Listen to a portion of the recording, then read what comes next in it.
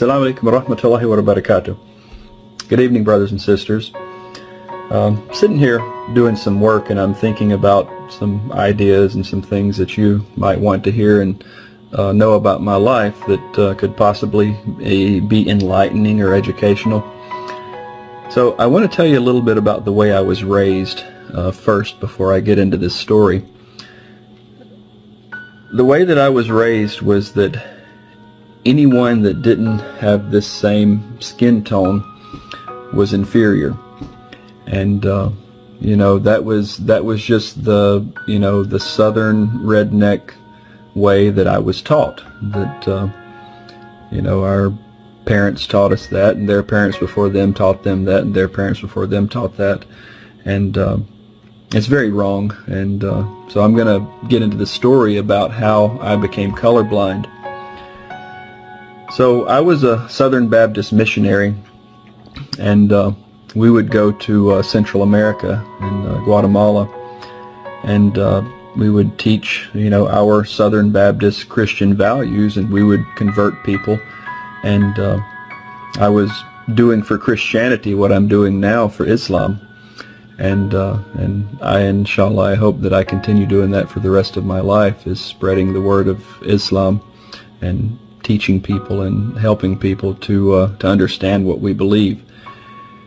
So the work that we were doing that day, we were out in the middle of the jungle. We were feeding people. We were bringing medicine to them. We were building structures like churches and stuff like that. And I was invited by a gentleman. His name was Lorenzo. And he was really nice. He didn't speak a word of English, and at that time I spoke some Spanish enough to get along with everyone. So he told me, call him Tio, which Tio means uncle. So Tio Lorenzo, he told me, he says, look, he says, we have a break coming, and I want to invite you for lunch. And I said, okay. I said, that sounds good. Let's go for lunch.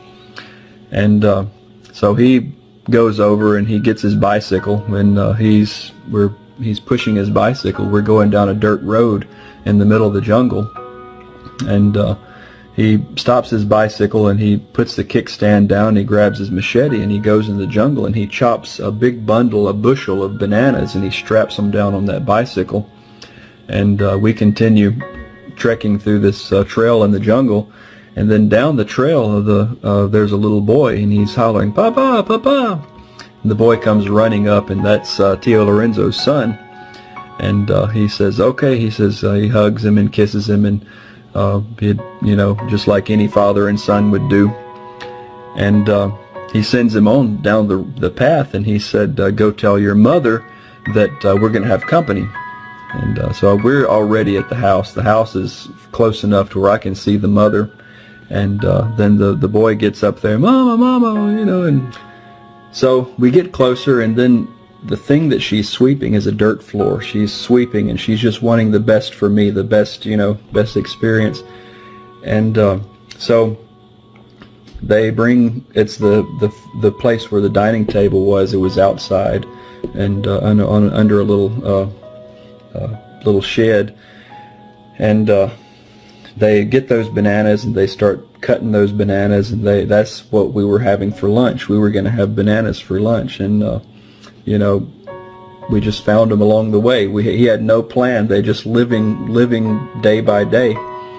And so at that point I started crying, and I realized that there is no difference between what's on the inside as what's on the outside. We all the same on the inside, and our outsides are different, but we're all the same. We all want the same things. We want to give people the best that we can give them. We want to love. We want to be loved. We want to respect. We want to be respected. And that day, from then on, I never saw anyone as different or inferior or a different color.